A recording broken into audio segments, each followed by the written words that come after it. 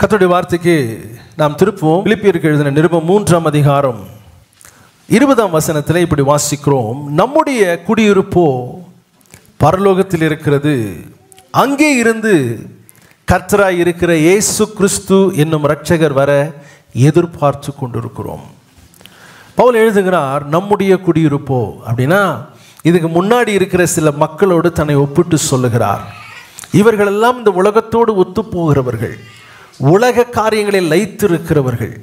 ஆனால் நம்முடைய குடியிருப்போ, நம்முடைய குடி உரிமையோ, நாம் பரலோக ராஜ்யத்தின் பிரஜைகளாக இருக்கிறோம் அப்படிங்கிறத பவுல் இங்கே எழுதுகிறதை நாம் பார்க்கிறோம். நாம் சில காலமாக தேவனுடைய ராஜ்யத்தை பற்றி கற்றுக்கொள்ள ஆரம்பித்தோம். தேவனுடைய ராஜ்யம் என்பது தேவன் ஆளுகை செய்கிற ராஜ்யம். தேவன் ஆளுகை செய்கிற ராஜ்யம்னா உலக ராஜ்யத்தை போல் அல்லாமல் இந்த ராஜ்யத்திலே தேவ சித்தம் நிறைவேறுகிற ஒரு ராஜ்யமாக இருக்கிறது. அவருடைய ஆளுகைக்குள்ளே நம்ம போகும்போது அந்த ராஜ்யத்திலும் பலவிதமான உறவுகள் இருக்கிறது.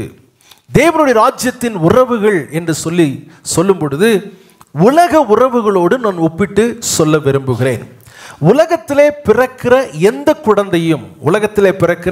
குழந்தையும் முதலாவது பிள்ளை என்ற உறவோடு பிறக்கிறது. எந்த குழந்தையை எடுத்தா இது பிள்ளை அப்படிங்கிற உறவு, பெற்றோருக்கு அந்த பிள்ளை என்ன வருகிறது, பிள்ளையா இருக்கிற என்ற உறவோடு பிறக்கிறது. அந்த பிள்ளை வளர்ந்து வளர்ந்து வளர்ந்து வரும் பொழுது அந்த பிள்ளை திருமணம் செய்கிற ஒரு வயது வந்து திருமணம் செய்யும் பொழுது இப்போ உறவு வேறு விதமாய் மாறுகிறது. கணவன் மனைவி என்ற உறவுக்குள் அந்த பிள்ளை போகிறது. குழந்தை என்ற உறவு மாறி இப்போ கணவன் மனைவி என்ற உறவுக்குள் வருகிறது. அவங்களுக்கு ஒரு பிள்ளை பிறந்த உடனே தகப்பன் தாய் என்ற உறவிலே அவர்கள் வருகிறார்கள். இன்னும் அடுத்த தலைமுறை வந்த உடனே தாத்தா பாட்டி அப்படிங்கிற ஒரு உறவுக்குள் அவர்கள் வருகிறார்கள். இப்போ ஒவ்வொரு உறவிலே பார்க்கும் பொழுது ஸ்லாக்கியங்கள் உண்டு, பொறுப்புகளும் உண்டு. எல்லா விஷயத்துலையும் நம்ம எதை ஒன்றை மட்டும் எடுத்துக்கிட்டாலும் ஒன்றும் பிரயோஜனம் இல்லை. கணவன்னா சில ஸ்லாக்கியங்கள் இருக்கிறது, நேசிக்கிறதுக்கு ஒரு மனைவி உண்டு. ஆனால் பொறுப்பு என்ன தெரியுமா, மனைவியை பார்த்துக்கணும் அப்படிங்கிற பொறுப்பு கணவனுக்கு இருக்குது. அப்போ எந்த உறவிலும் ஸ்லாக்கியங்களும் உண்டு, பொறுப்புகளும் உண்டு. ஸ்லாக்கியங்களை பிடிச்சிக்கிட்டாலும் பிரயோஜனம் இல்லை, பொறுப்பை செய்யலைனாலும் பிரயோஜனம் இல்லை. இன்னைக்கு ஆண்டவரிடத்துல நம்ம கேட்க போகிறோம், தேவனுடைய ராஜ்யத்துக்குள்ளே வரும் பொழுது கூட முதலாவது நமக்கு கிடைக்கிற ஒரு உறவு என்னன்னா பிள்ளை என்ற உறவை தான் தேவன் கொடுக்கிறார். தேவனுடைய ராஜ்யத்துக்குள்ளே என்னவா வர்றோம், பிள்ளை என்ற உறவிலே நாம் வருகிறோம்.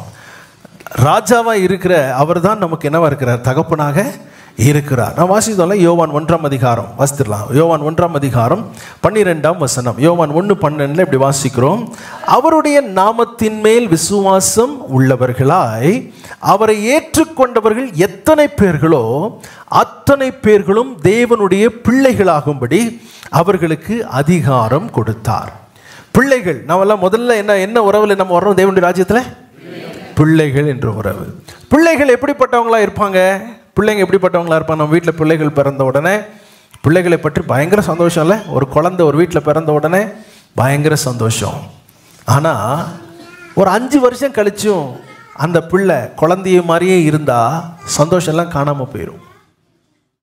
பவுல் கொரிந்து சபைக்கு எழுதும் பொழுது, இது நேற்று வந்த பிரச்சனை கிடையாது, பவுல் கொரிந்து சபைக்கு எழுதும் பொழுது 1 கொரிந்தியர் 3ஆம் அதிகாரம் 1ஆம் வசனத்தில் இப்படி சொல்றார். 1 கொரிந்தியர் 3ஆம் அதிகாரம் 1ஆம் வசனத்தில், மேலும் சகோதரரே, நான் உங்களை ஆவிக்குரியவர்கள் என்று எண்ணி உங்களுடன் பேசக்கூடாமல். நீங்க வளர்ந்தவங்க நினைச்சு உங்ககிட்ட என்னால செய்ய முடியல, பேசவே முடியல. மாம்சத்துக்குரியவர்கள் என்றும் கிறிஸ்துவுக்குள் குழந்தைகளின் என்று எண்ணி பேச வேண்டியதாக இருக்குது. எப்படி பேச வேண்டியிருக்குது? குழந்தைகள் என்று எண்ணி பேச வேண்டியிருக்குது. இன்னைக்கு நம்மகிட்ட எப்படி பேச முடியும் அப்படிங்கிறத யோசித்து பாருங்களேன். நம்ம குழந்தைகளாக இருக்கிறோமா, வளர்ந்து இருக்கிறோமா? ஆண்டவருடைய ராஜ்யத்தில் நமக்கு உள்ள ஸ்லாக்கியங்கள், நிறைய ஸ்லாக்கியங்கள் இருக்குது, நிறைய பாக்கியங்கள் இருக்குது. அதை புரிந்து நடக்க வேண்டும். ஒரு குழந்தைக்கு தகப்பனை பற்றின அறிவு ரொம்ப குறைவு. தகப்பனை பற்றிய அறிவு ரொம்ப குறைவு. அப்பா எவ்வளோ கஷ்டப்படுறாருன்னா தெரியாது. அந்த பிள்ளைக்கு ஒரு பொருள் வேணும்னா அந்த பொருள் வேணும், வாங்கி கொடுக்கலன்னா எங்கள் அப்பா பாருங்க வாங்கி கொடுக்கலன்ற குறை பேசும். ஏன்னா அப்பாவுக்கு எவ்வளவு சம்பாத்தியம், அப்பா எப்படிப்பட்டவர்னு அந்த குழந்தையால் என்ன செய்ய முடியல, புரிந்து கொள்ளவே முடியல. ஆனால் வளர்ந்து வரும் பொழுது பிள்ளை குடும்பத்தின் சூழ்நிலைகளை புரிந்து கொள்ளும். அதே மாதிரி தான் ராஜ்யத்திலும் உள்ள பிள்ளையா பிறந்துட்டோம். வளர்ந்து வந்து என் தகப்பன் என்ன எதிர்பார்க்கிறார், என் தகப்பன் என்னை பற்றி என்ன எதிர்பார்க்க, அப்பாவுக்கு நான் என்ன செய்யணும் அப்படிங்கிற எண்ணம் நமக்கு வந்துடும் பாருங்களேன். அப்போ தான் வளர்ந்துருக்கிறோம் என்று அர்த்தம். எப்பொழுதுமே சொல்லுவாங்க, 2 விஷயமா ஒரு காரியத்தை பார்க்கலாம். சபை எனக்கு என்ன செய்தது என்ற ஒரு கேள்வி ஒரு பக்கம், நான் கிறிஸ்துவுக்காக என்ன செய்தேன் அப்படிங்கிற 2வது கேள்வி, நான் ஆண்டவருக்காக என்ன செய்திருக்கிறேன். இது ரொம்ப ரொம்ப முக்கியமான ஒரு காரியமாக இருக்கிறது. சரி, குழந்தையா பிறந்துட்டோம், அப்பான்ற உறவு கொடுத்துட்டாரு. அடுத்த உறவு என்ன தெரியுமா? வாசிங்க, பிலிப்பியர் 3ஆம் அதிகாரம் 20ஆம் வசனம். பிலிப்பியர் 3ஆம் அதிகாரம் 20ஆம் வசனம். நம்முடைய குடியிருப்போ பரலோகத்தில் இருக்கிற, சேர்ந்து சொல்லுங்களேன், நம்முடைய குடியிருப்போ பரலோகத்தில் இருக்கிறது, அங்கே இருந்து கர்த்தராய் இருக்கிற இயேசு கிறிஸ்து என்னும் இரட்சகர் வர எதிர்பார்த்து கொண்டிருக்கிறோம். இப்போ நாம் எல்லாரும் இந்த நாட்டின் பிரஜைகள், அப்படிதானே? வெளிநாட்டு பிரஜைகள் யாரா இருக்கீங்களா? இல்லை, எல்லாருமே யாருங்க? இந்த நாட்டின் பிரஜைகள். ஆனால் உலகத்தில் ஒரு சட்டம் உண்டு, இரட்டை குடி உரிமை, டியூவல் சிட்டிசன்ஷிப். அதுதான் நமக்கு இருக்கிறது. இந்த நாட்டின் பிரஜைகளாக இருந்தாலும் பரலோக ராஜ்யத்தின் பிரஜைகள் ஆவதற்கு தேவன் நமக்கு கிருபை செய்திருக்கிறார். இந்த பூமியில் இருக்கிறோம், அதே சமயத்தில் இங்கேயும் நாம் குடி உரிமை பெற்றவர்களாக இருக்கிறோம், தேவனுடைய ராஜ்யத்திலும் குடி உரிமை பெற்றவர்களாக இருக்கிறோம் என்பதை நாம் உணர்ந்து கொள்ள வேண்டும். அப்போ இரட்டை குடியுரிமை நமக்கு இருக்கிறது.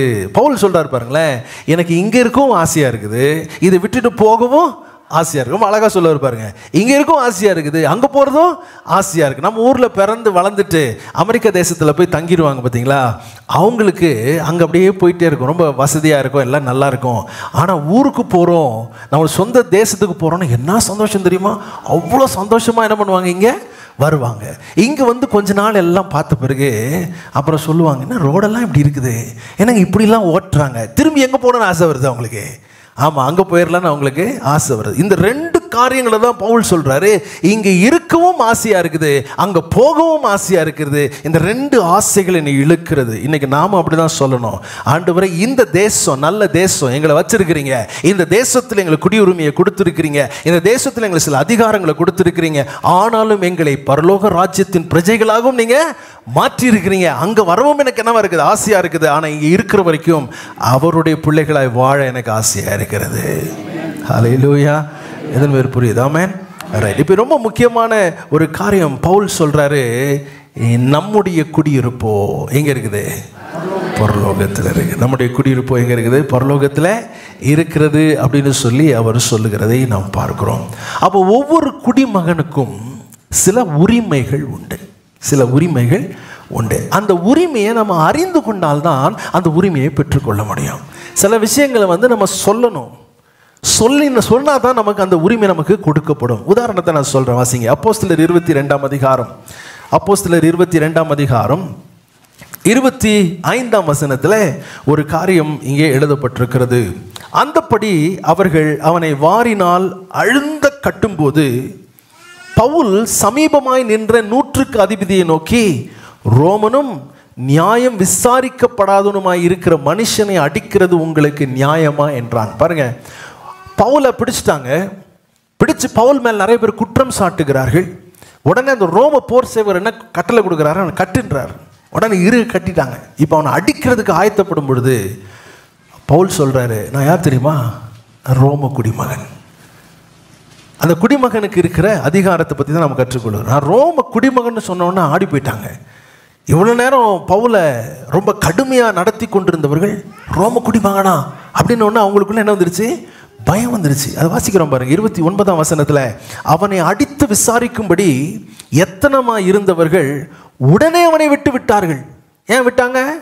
அட்வொகேட் வந்தாரா, யாராவது வந்து பேசினாங்களா, இல்லை அரசியல் அழுத்தம் கொடுத்தாங்க? ஒன்றும் கிடையாது. தான் ரோம குடியுரிமை பெற்றவன் என்பதை சொன்ன உடனே அவனுக்கு அங்கே விடுதலை கிடைக்கிறது. இன்னைக்கு நீங்களும் நானும் புரிந்து கொள்ளணும், சொல்லணும், நான் தேவனுடைய ராஜ்யத்தின் குடிமகனாக இருக்கிறேன், நான் தேவனுடைய ராஜ்யத்தின் பிரஜையாக இருக்கேன். அந்த எண்ணம் நமக்கு இருந்துக்கிட்டே இருக்கும். அது என்ன இருந்துக்கிட்டே இருக்கணும், நான் தேவனுடைய ராஜ்யத்தின் குடிமகனாக இருக்கிறேன் என்ற எண்ணம் எனக்கு இருந்தால் அதை நான் பேசணும், அதை நான் சொல்லணும். சொல்லும் பொழுது சத்ருவுக்கு பயம் உண்டாகும்.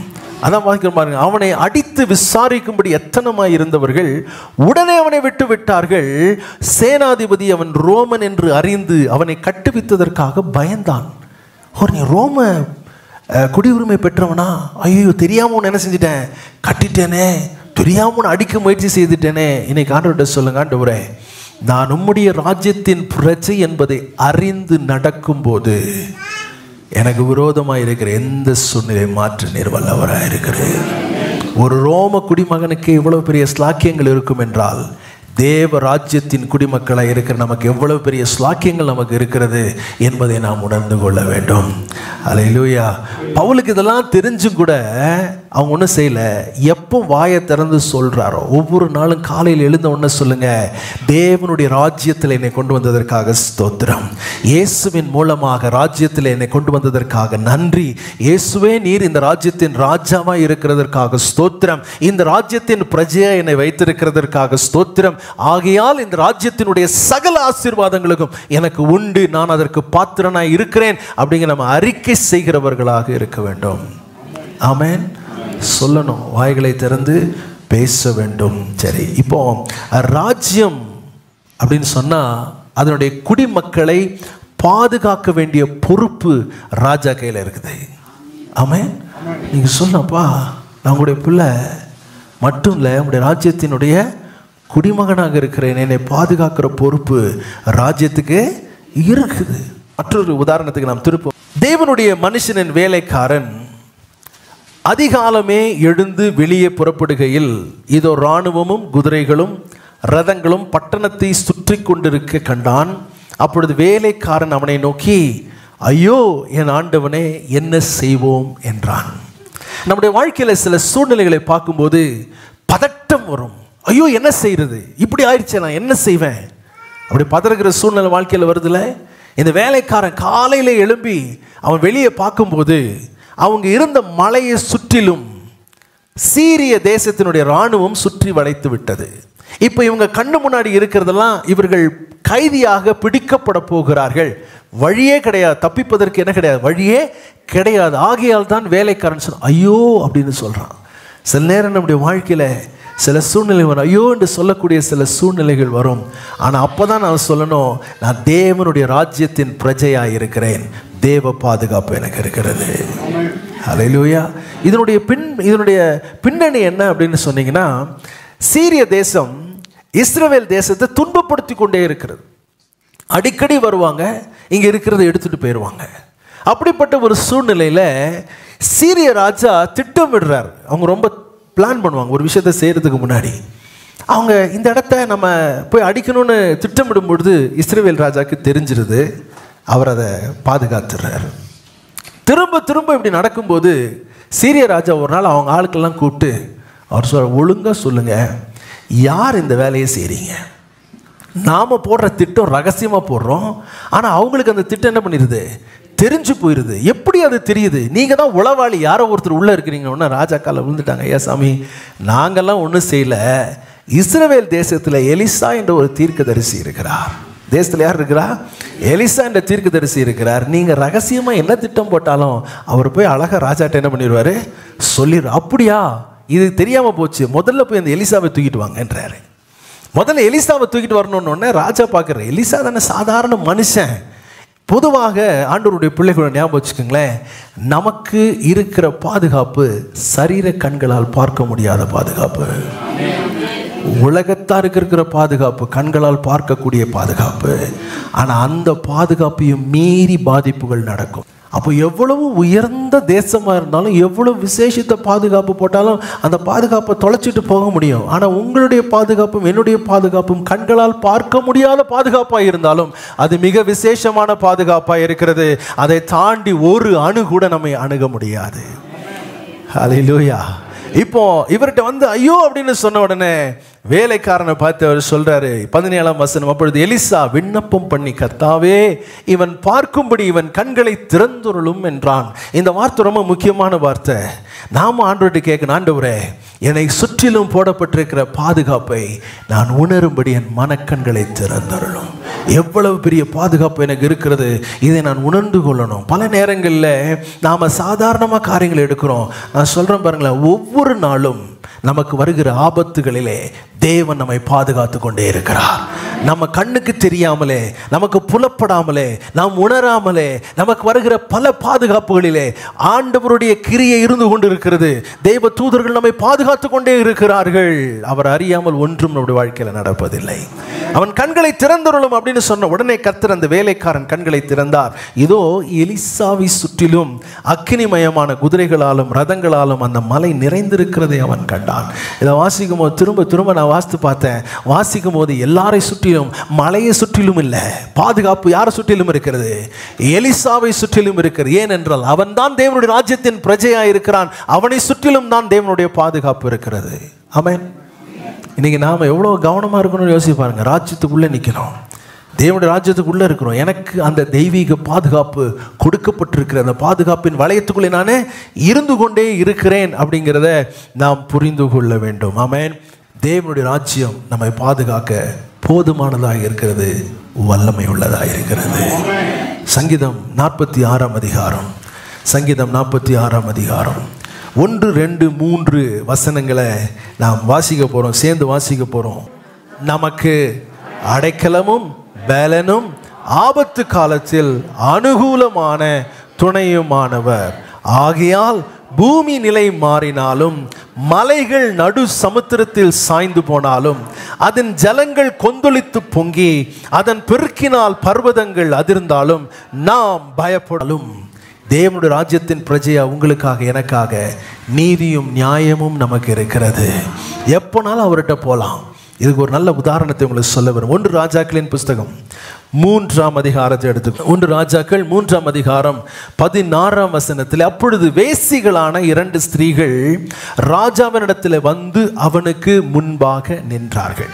கொஞ்சம் முன்னாடி பார்த்தீங்கன்னா சாலமோன் தேவனிடத்தில் ஜெபம் பண்ணி ஞானத்தை பெற்றுக்கொள்வான். பயங்கரமான ஞானம். அந்த ஞானத்தை பெற்றுக்கொண்ட பிறகு அந்த பட்டணத்தில், அந்த தேசத்தில் இருந்த முக்கியமான ஆட்களுக்கெல்லாம் ஒரு பெரிய விருந்து வைப்பார். அது கொஞ்சம் அந்த கொண்டாட்டங்கள்லாம் முடிகிற சூழ்நிலையில 2 வேசிகள் ராஜாவுக்கு முன்பதாக வந்து நிற்கிறார்கள். ஒன்றை கவனித்துக் கொள்ளணும். ராஜ்யத்தினுடைய பிரஜையா இருந்தா ராஜா உங்க புகாரை கேட்டுத்தான் ஆகணும். ஆமென். ராஜ்யத்தினுடைய பிரஜையா இருந்தால், நீங்கள் குடிமக்களா இருந்தா, நீங்க போகனீங்கன்னா ராஜா உங்களை கேட்டுதான் ஆகணும். உங்க காரியத்தை நியாயம் விசாரித்து தான் ஆகணும். ஏனென்றால் அவர் நீதி உள்ள நியாயாதிபதியா இருக்கிறார். 2 வேசிகள், மோசமான வாழ்க்கை வாழ்கிற 2 பெண்கள் ராஜா கிட்ட வந்து ஒரு புகாரை வைக்கிறார்கள். ஏன் வந்திருக்கிறீர்கள் என்று ராஜா கேட்கல, மாறாக சொல்லுங்கன்னு கேட்கிறார், நேரம் கொடுக்கிறார்.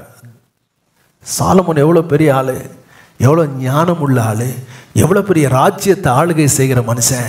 2 பேர் வந்து அவரிடத்துல ஒரு புகார் சொன்னோன்னு கூப்பிட்டு அதை விசாரிக்கிறார். இது எதை குறிக்கிறது தெரியுமா? நான் எப்போ வேணா எங்கள் அப்பாட்ட, எங்கள் ராஜாட்ட போனேன்னா என் காரியத்தை நியாயம் விசாரிக்கிறவர் எனக்காக இருக்கிறார். எப்போனாலும் போகலாம், விட மாட்டார், சொல்ல மாட்டார். நீ ஏன் வந்த, இவ்வளோ நான் வேலையாக இருக்கிறேன் சொல்லவே மாட்டார்.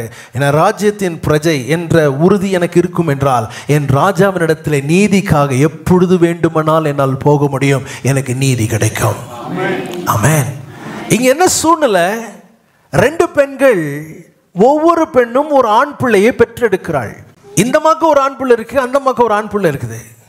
ஒரு அம்மா என்ன பண்றாங்க, கவனக்குறைவாக, கவனம் இல்லாமல் தூங்கும்போது பிறண்டு படுத்து பிள்ளை மேலே என்ன செஞ்சுட்டாங்க, படுத்துட்டாங்க. பிள்ளை செத்து போச்சு. ஐயோ குழந்தை செத்து போச்சே அப்படின்னு பார்த்தவங்க என்ன செய்யறாங்கன்னா, அமைதியா பக்கத்தில் இருக்கிற அம்மாவுடைய உயிரோடு இருக்கிற குழந்தைய தூக்கி தானிடத்தில் வச்சுக்கிட்டு தன்னுடைய செத்து போன குழந்தைய கொண்டு போய் என்ன பண்ணிட்டாங்க, அந்த பக்கம் வச்சுட்டாங்க.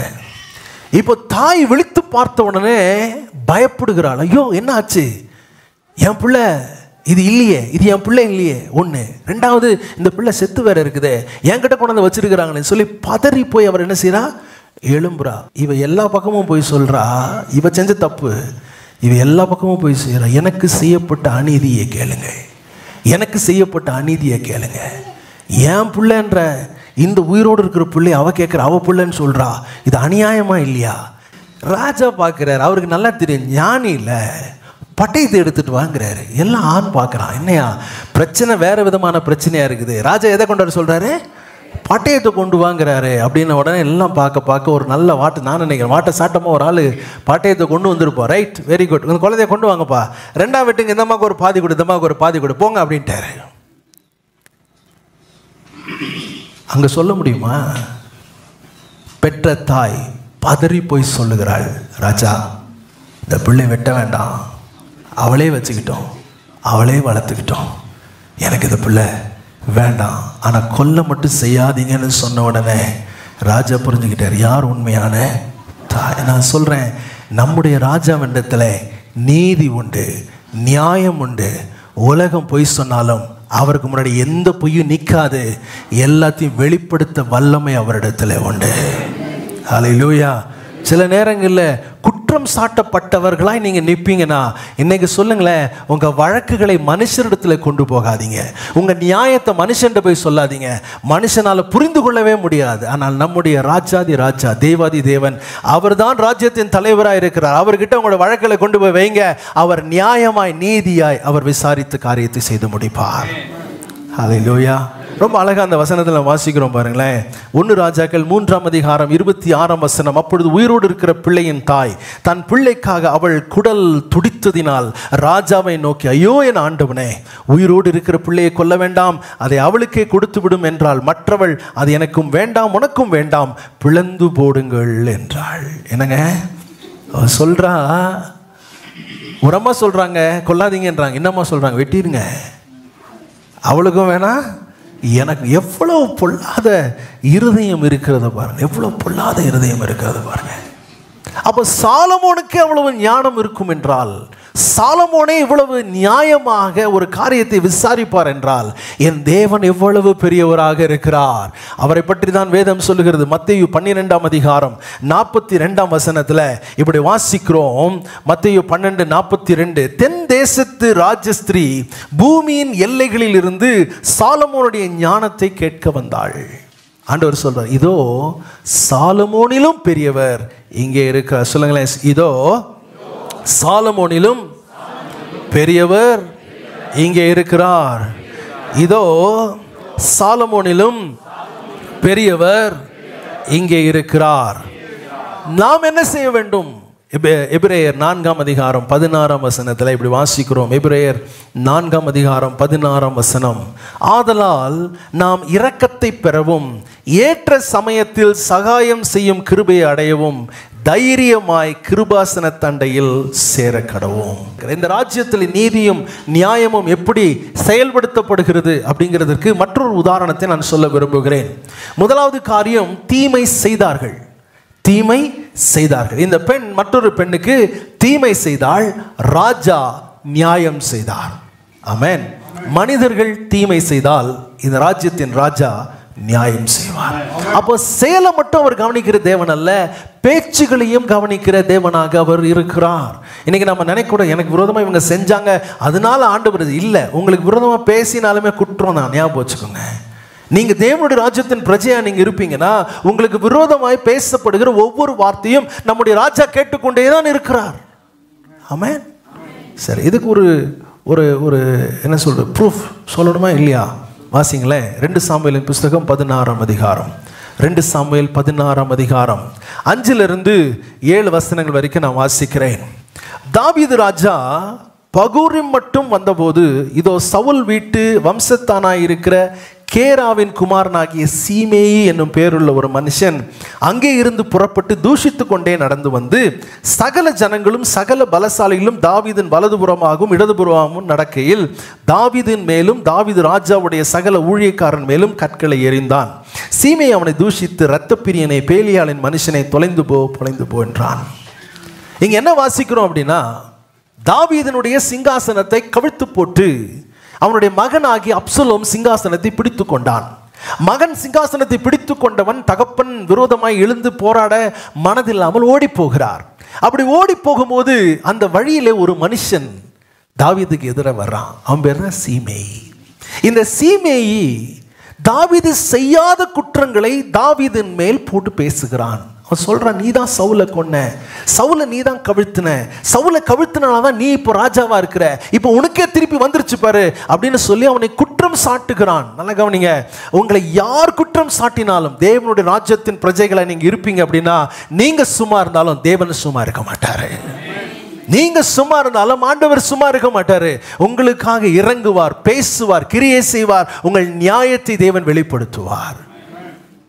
இப்ப போயிட்டாரு, தாவீது போயாச்சு. போன பிறகு யுத்தம் நடக்குது, அப்சலோம் கொல்லப்படுகிறான், தாவீது திரும்ப வர்றாரு. இப்படி காரியங்கள் மாறுது பாருங்க. 19ஆம் அதிகாரத்தை நீங்க வாசிப்பீங்க அப்படின்னு சொன்னா 18-19, அவர்கள் ராஜாவின் வீட்டாரை இக்கரப்படுத்தவும் அவன் விரும்பும் காரியத்துக்கு உதவும் ஒரு படகு இக்கரையில் வந்தது.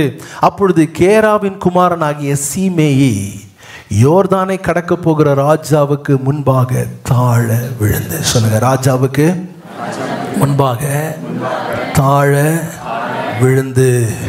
யாருங்க விழுறா? சீமேயி. ஏன் விழுந்தான்? முன்னாடி போகும்போது என்ன செஞ்சான்? அவனை சபிச்சான், அவன் மேலே கல்லை போட்டான், அவனை குற்றப்படுத்தினான், அவனை அசிங்கப்படுத்தினான். ஆனால் அதே சீமேயி தாவீதுக்கு முன்பதாக தாழ விழுந்தம். பேசுகிற வார்த்தை ராஜாவை நோக்கி, என் ஆண்டவன் என் அக்கிரமத்தை என் மேல் சுமத்தாமலும் ராஜாவாகிய என் ஆண்டவன் எருசலேமிலிருந்து புறப்பட்டு வருகிற நாளிலே உமது அடியான் செய்த துரோகத்தை ராஜா நினைக்காமலும் தனது மனதில் வைக்காமலும் இருப்பார். யாராவது அவன்கிட்ட பேசினாங்களா? தாவீது அவன்கிட்ட சொன்னால, நீ அக்கிரமம் பண்ற, நீ தப்பு பண்ற, நீ துரோகம் பண்ற அப்படின்னு தாவீது யாருமே பேசலைங்க. யாருமே சொல்ல வேண்டாம். கர்த்தருடைய ராஜ்யத்தின் பிரஜையா இருந்தால் கர்த்தர் நமக்காக இறங்குவார். தாவீது ஒன்றும் செய்யல, அவன் பேசட்டும்ட்டாரு. அவன் பேசட்டும். அவன் பேசுகிற இடத்துல எல்லார்ட்டையும் போய் இல்லைங்க நான் தப்பு பண்ணலன்னு தாவீது பேசவே கிடையாது. அவனுடைய நியாயத்தை பேசவே கிடையாது. ஆனால் பரலோக ராஜ்யம் அதை கவனித்தது. ஏற்ற காலம் வரும்பொழுது சூழ்நிலைகள் எல்லாம் தலைகீழாய் மாறி அங்கே அதே மனிதன், தூஷித்த மனிதன் தாவீதின் கால்களிலே விழுந்து என்னை மன்னித்துக் கொள்ளும் என்று அவன் கேட்கும்படி கர்த்தர் செய்தார். ஹல்லேலூயா. இன்னைக்கு நமக்கு என்ன ஆண்டவர் சொல்லுகிறார்? லூக்கா 18ஆம் அதிகாரம் 7ஆம் வசனம் தான் கர்த்தர் நமக்கு கொடுக்கிற வார்த்தை. லூக்கா 18ஆம் அதிகாரம் 7-8 வசனங்களை இப்படி வாசிக்கிறோம். அந்தபடியே தேவன் தம்மை நோக்கி இரவும் பகலும் கூப்பிடுகிறவர்களாகிய தம்மால் தெரிந்து கொள்ளப்பட்டவர்களின் விஷயத்தில் நீடிய பொறுமை உள்ளவராயிருந்து அவர்களுக்கு நியாயம் செய்யாமல் இருப்பாரோ? சொல்லுங்க, நியாயம் செய்யாமல் இருப்பாரோ? திரும்ப சொல்லுங்க, நியாயம் செய்யாமல் இருப்பாரோ? ஜெபம் பண்ணும்போது கேட்கணும், ஆண்டவரே நீர் நியாயம் செய்யாமல் இருப்பீரோ? நீ நியாயம் செய்கிற தேவனாயிற்றே, நியாயம் செய்கிற தேவனே, எனக்கு நியாயம் செய்யுங்க ஆண்டவரே அப்படின்னு அவங்க சொல்றாரு, கேட்க சொல்றாரு. சில நேரத்தில் நம்மளோட நியாயத்தை நம்மளால் விளக்கி சொல்லவே முடியாது. நான் செய்யலை, தப்பு இல்லை, என் பக்கம் தப்பு இல்லைன்னு பேசவும் முடியாது. ஆனால் அந்த நேரத்துலலாம் எந்த மனுஷனிடத்துலையும் போகிறத நிறுத்திட்டு அப்பாட்ட போய் சொல்லுங்க, ஆண்டவரே எனக்கு நியாயம் செய்யும் அப்பா, எனக்கு நியாயம் செய்யுங்க ஆண்டவரே. அடுத்த வசனத்தில் அழகாக வாசிக்கிறோம் பாருங்களேன், 8ஆம் வசனம். சீக்கிரத்திலே அவர்களுக்கு நியாயம் செய்வார் என்று உங்களுக்கு சொல்லுகிறேன். எப்படி நியாயம் செய்வாரா? சீக்கிரத்திலே நியாயம் செய்கிற தேவன் நம்மோடு கூட இருக்கிறார். கண்களை மூடுவோம். ஆண்டவருடைய சமூகத்தில் கொஞ்சம் நம்முடைய வாழ்க்கையை நம்ம யோசித்து பார்ப்போம். நாம் தேவனுடைய ராஜ்யத்துக்குள்ளே வந்துட்டோமா? ராஜ்யத்துக்குள்ள பிள்ளைகளாக இருக்கிறோமா? அவரை தகப்பனாக ராஜாவாக பார்க்குறோமா? அப்படிப்பட்ட அனுபவம் நமக்கு இருக்குதா? வளர்ந்துருக்கிறோமா அப்படிங்கிறத ஆராய்ந்து பார்த்து ஆண்டவர்கிட்ட சொல்லுங்க, ஆண்டவரே நான் குழந்தையாக இருக்கக்கூடாது, என்னையே எல்லாம் கவனிக்கணும், என்னையே எல்லாம் பேசணும், என்னையே எல்லாம் கவனிக்கணும். அந்த காரியத்தை நான் மறந்துட்டு ராஜா என்ன சொல்கிறீங்களோ அதை செய்கிறவனா நான் மாறணும் அப்படிங்கிற உணர்வு நமக்குள்ளே வரட்டும். ராஜா, ஆண்டவரே நீர் என்ன சொல்லுகிறீரோ அதை நிறைவேற்றுகிறவனா நான் இருக்க எனக்கு உதவி செய்யும். இந்த ராஜா அவங்களை பாதுகாப்பார். இந்த ராஜா அவங்களுக்கு நீதியும் நியாயத்தையும் செய்கிற நல்ல ராஜாவாக இருக்கிறார். ஆண்டவரே இந்த நல்ல வேலைக்காக உமக்கு ஸ்தோத்திரம். நம்முடைய பரிசுத்த கரங்களில் எங்களை ஒப்புவிக்கிறோம். எங்களோடு கூட பேசிய நம்முடைய வார்த்தைகளுக்காக நன்றி. இந்த வார்த்தையின்படியே நம்முடைய பிள்ளைகள் ஒவ்வொருவரையும் நீர் பாதுகாத்துக் கொள்ளும். தெய்வீக பாதுகாப்பு ஒவ்வொருவருக்கும் உண்டாகட்டும் என்று நான் ஜெபிக்கிறேன். எல்லா துதியும் எல்லா கனமும் எல்லா மகிமையும் ஒருவருக்கே செலுத்துகிறோம். ஆண்டவரும் இரட்சகருமாயிருக்கிற இயேசுவின் நாமத்தில் ஜெபிக்கிறோம் நல்ல பிதாவே, ஆமென். நம்முடைய கர்த்தராகிய இயேசு கிறிஸ்துவினுடைய கிருபையும் பிதாவாகிய தேவனுடைய அன்பும் பரிசுத்த ஆவியானவருடைய ஐக்கியமும் நம் அனைவரோடும் இன்றும் என்றும் சதா காலங்களிலும் இருப்பதாக. ஆமென்.